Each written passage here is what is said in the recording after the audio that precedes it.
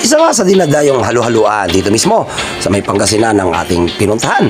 At syempre upang malaman kung ano nga ba ang kanilang itinatagong pinagmamalaking lasa ng kanilang halo-halo. Dahil sa dami nga ng kumakain dito araw-araw ay masasabi natin isa ito sa blockbuster at trending na halo-haluan dito. Kaya naman samahan nyo ako at tara, alamin natin ang sikreto. Let's go!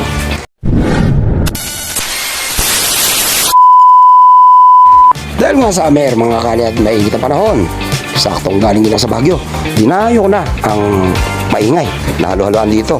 Dahil isa raw ito sa sikat at dinadayo dito parte sa San Carlos, Pangasinan.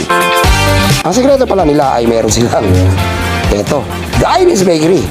May pahopya sila mga kali at talaga namang napakamura lang. Yummy at napakasarap. Pahinga muna sa esigil sa gilid, tinabi ko muna. At eto na nga ang kanilang sikreto. Hindi mawawala ang Alaska Kebab, ang masukal, mga gulaman, at yun, may kamote, may saging, makapuno at yung kanilang makapuno. Grabe mga kalye.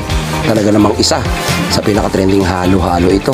At siyempre yung sikreto, nasa tamang kaskas siguro ni Kuya ng Yelo.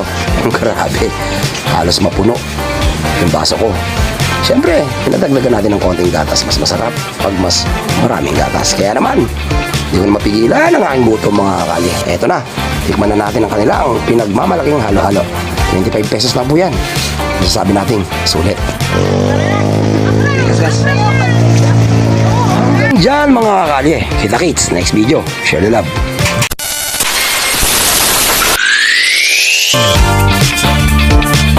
We'll be right back.